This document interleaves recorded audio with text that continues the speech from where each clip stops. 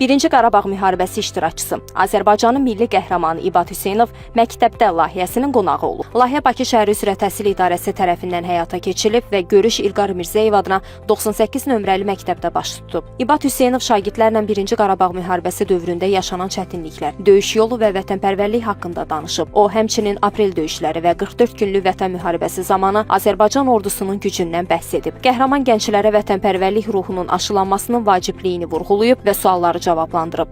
Gənclərlə görüş, yəni məktəblərdə, yəni tələbələrlə, gənclərlə görüş çox, yəni yaşayan qəhrəmanlar üçün, yəni bu tək qəhrəmanlar üçün yox, qazilərdir, veteranları, döyüşən, yəni vətən üçün can qoyan adamlarla görüş keçmək çox vacibdir. Yəni bu bizim vətənpərvərliyimizin, gənclərimizin vətənpərvər ruhunda böyüməsinə böyük yəni faydası var. Necə ki, bu 44 günlük müharibədə bizim gənclərimiz vətənpərvərliyin göstərdilər, vətənpərvər gücünü göstərdilər.